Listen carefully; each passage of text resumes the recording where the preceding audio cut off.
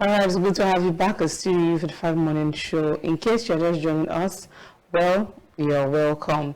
And just as I mentioned before we went on that break, we told you that we'll be having a guest during the course of the show, and the time is now. So we're going to be discussing about a very important topic necessary to talk about.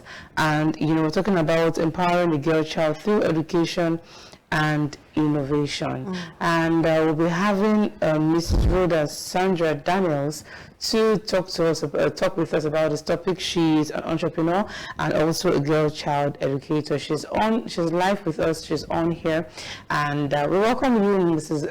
Rhoda Sandra.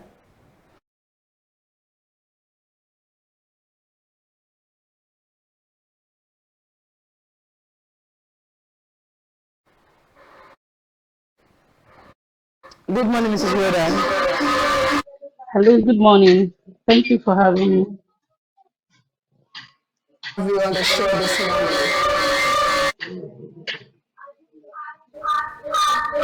Am I, am I being heard, please?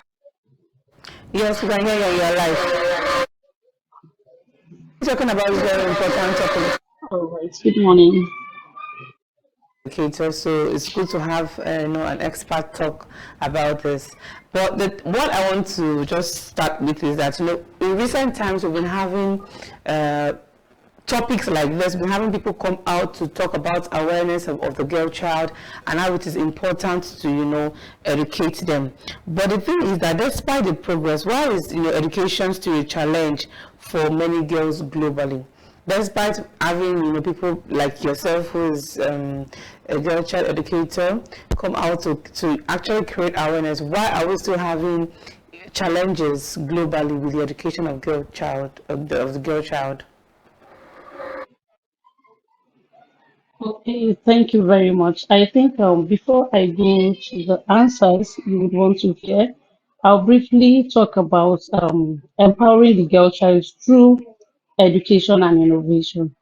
You see, this education of it is the strongest tool to break any form of poverty cycle and inequality. But just like you said, millions of girls, especially those in conflict areas, rural communities, and the IDP camps, are still denied the basic rights to education. Now, why this thing is still happening is because there are certain barriers that are yet to be broken. And until these barriers are looked into, the cycle will keep, going round and round. We have economic barriers where resources are scarce. Some families would rather send the boy child to school in place of the girl child. Yes, so that is a serious barrier. And then cultural norms.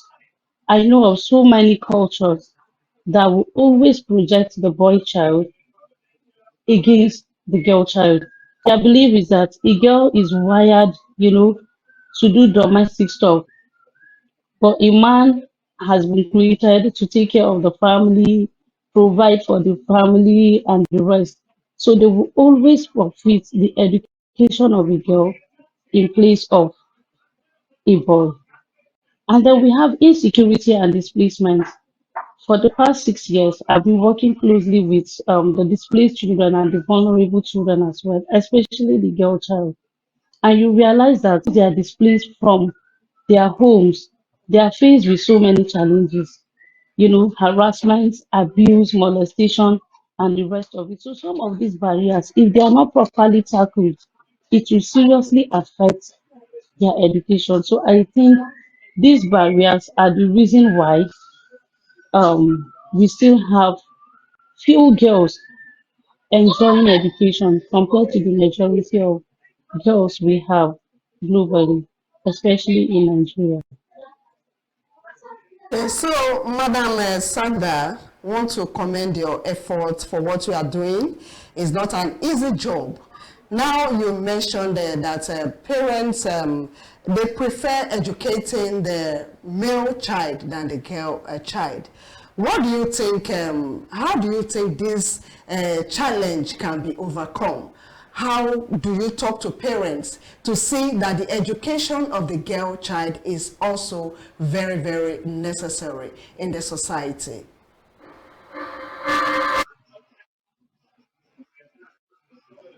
Okay, I feel the solutions we can have to understand that if a girl is empowered, it's not just about her. You understand? When you empower a girl child, you lift an entire family, you lift a community. So one thing is for good sensitization. Let these communities, those cultures, those people behind it, if they are properly and well sensitized, they will come to understand that lifting a girl, educating a girl is not just about the girl, but rather is about lifting up her families, uplifting the society. And of course, you can see that, just like I said, most of the solutions to all of this is just awareness. If we can mentor one girl at a time, we cannot change the world all at a time, but we can start with a girl at a time. Some can come in form of mentorship. For others, sponsoring a girl child to school, you either mentor or you advocate. Like what you're doing now, you're advocating for these girls. What we do is to advocate, we mentor, we. So once we do that, we begin to profile solutions as to why these girls should remain in school. Thank you very much. Now, talking about innovation, so what are some of the examples of, like, girl-led innovations, that are creating impact in their economy, in their communities, rather? Sorry, my next.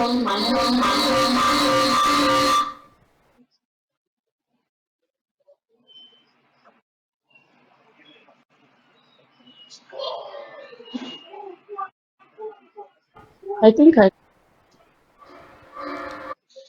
Should I repeat the question? Yeah, repeat the question, please. All right, I said, what are some examples of girl-led innovations, that are actually creating impact in their community? So we're talking about innovation now.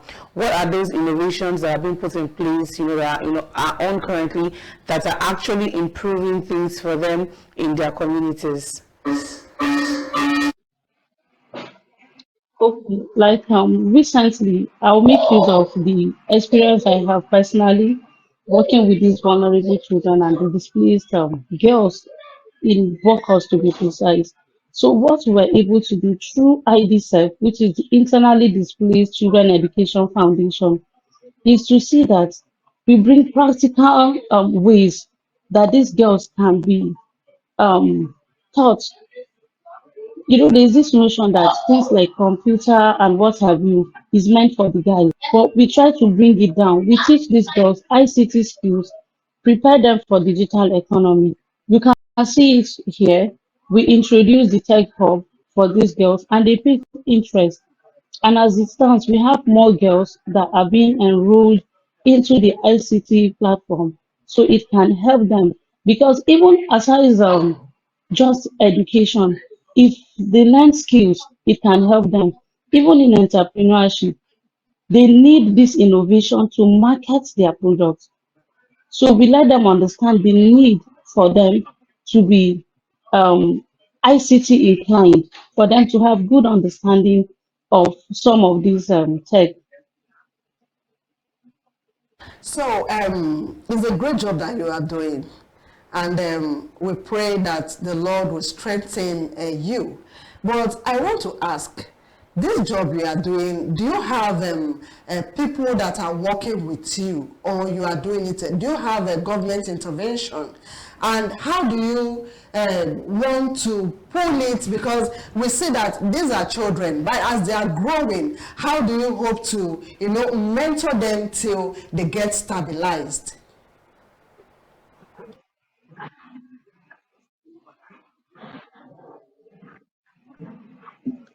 So sorry, this network is really bad. Can you come again? Your line is breaking. Okay. So I was trying to commend you because the effort, what you are doing is not easy at all. So my number one question I asked that, what other body, is government trying to intervene to assist you in what you are doing? Now, the second question is, as you are educating the girl child, Now, as they are growing, how do you intend to stabilize them, to help them to be equipped in the future?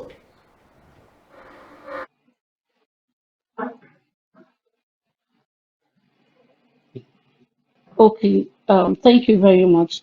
Aside education, I'm a menstrual hygiene coach, and I believe in practical ways to empowering the girl child. If a girl child is empowered with skills, she can actually stand on her own. So what we do is that we introduce these girls not just to education, but to learning different skills. We have catering, we acquire different kind of skills. Even in menstrual hygiene, we teach them how to make the reusable pad. It's not only for their consumption, it's also a form of um, empowerment because they can produce these things for themselves and at the same time sell it. But government must make schools safe, affordable, and technological driven for every girl. Once the government bring policies that support scholarship for girls, digital literacy in schools and community, I think it will really help these girls. But at the same time, we don't wait on the government to do all of this. That is why we bring in skills for them to acquire skills to help them stand independently. We send some of them to tailoring schools. They learn how to sew and then become self-reliant through that. The essence is to ensure that every girl become useful to herself and to the society. Thank you so much, Mark. Now, I want to this question is I just want to ask, and that is how are you able to convince? We have, just like you have mentioned earlier, you still have those even in this time and day, those who believe that the girl child should not, whatever has to do with schooling and getting knowledge and all of that, getting a skill, in fact, that is not necessary because they end up in the kitchen and the man is the one, the boy is the one who's going to become the man, is the one who should concern himself with education and all of that. How are you able to convince parents who have that kind of ideology, who think that their girl child should remain where they are and all they should just know about life is how to be a wife and how to be a mother? So how are you able to give them that knowledge and make them understand that there is so much more in store for a girl child other than just being a wife and just being a mother? How are you able to pull that through? Yeah, time to time we bring in parents, create awareness, sensitize them, using women that have made it in the past as example to show them that actually there's no limit to what the girl child can achieve if she's given the platform to rise. We have so many women that have made it to the top, women that are change makers in their society. We ensure that they identify such women in their nearest community or their environment so that they can easily relate. In every community, you must find the first female of what and whatever it is you can think of. So we use those women as, a motivation, something to give them hope, something to make them understand that a woman's role is beyond domestic activities. A woman can actually attain her highest, potential, regardless of being a mother or whatever you can think of it. So time to time, we try to do that, create awareness, make parents understand why they should empower the girl child. And a lot of them are this advocacy we do and the programs we run for the girl child. All right. So, earlier on, you spoke about how you train the girl child, how you train them in producing their hygienically hygienes, how you teach them to take care of themselves. And most of these things, you said they produce themselves. So what are these things that they produce? Is it sanitary pads, or what have you taught them? What are the production exercises that you have put them through? Okay, just like I mentioned before, the menstrual hygiene coach. And basically, what we do is to train the girls on their menstrual health, giving them alternative to the menstrual material they can make use of in scarcity. You know, menstruation is a natural biological process. Then in Africa or Nigeria to say we have attached a lot of stigma and taboos to menstruation. So what we try to do is that we engage these girls, boys, and families alike, community, we bring them together to understand that menstruation is not a disease, but rather poor menstrual hygiene can lead to different kinds of diseases. And then you realize that in Nigeria, a girl misses school for 3 to 5 times in a month. At the end of the year, a girl is out of school for 2 months, which is almost a complete term. Now, why does that happen? It happens because they are not well informed about their menstrual health, and even for those that are informed, they lack access to this product. So what do we do? You realize so many girls make use of tissue papers, newspapers, leaves, and cow dung. I'm telling you this out of practical experience. We work in the communities and we see what they do. So, in order for us to help mitigate these challenges, we came up with the idea of making reusable pads. In the years past, our parents were making use of reusable sanitary pads. It's just that those materials they make use of were not hygienically safe for use. They pick their used wrappers, cut it into pieces, and then use it, wash it after use, and reuse. Now, this reusable modified um, is not just cutting old wrappers, but rather is more like the disposable pad. It's just that this is reusable. And that gives the girl confidence. It boosts her confidence and it helps her to remain. So teach them how to make reusable pads. They don't use it just for themselves. They also sell it as a form of empowerment. Thank you so much, Yeah, Madam well done. Sanda. You're doing a very great job. A I'm sure great those job on girls will it. be very, very grateful for that which you're doing for them. So let's ask you one last question because of our time. So now, talking about your organization, what are the future plans that you have? What are the things that you're still looking to do?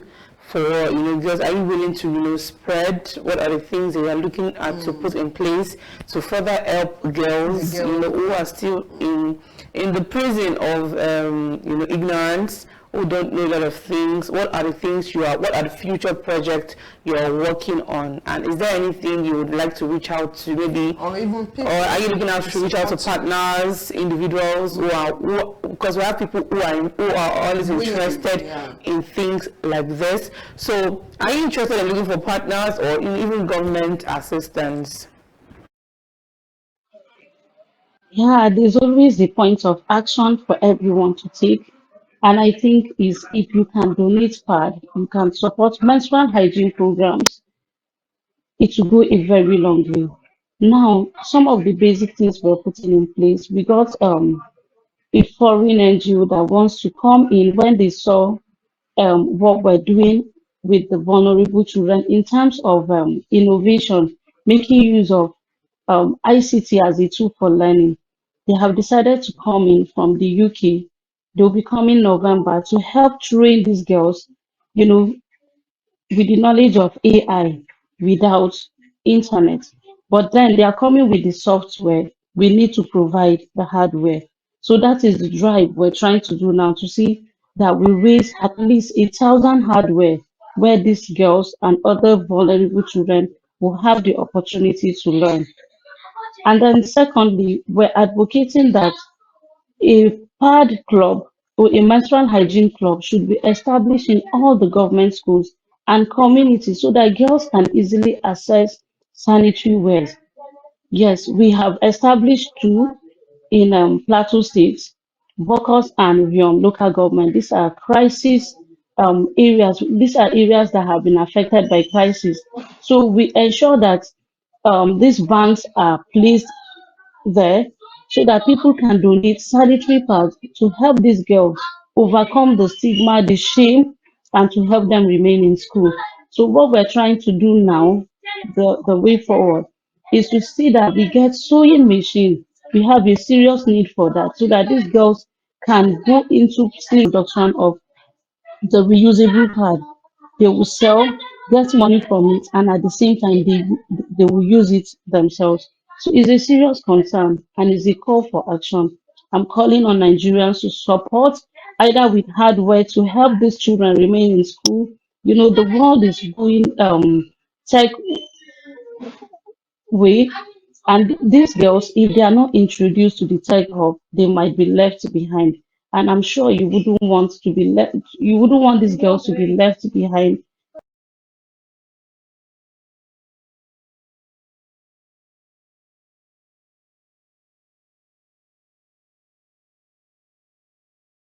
All right.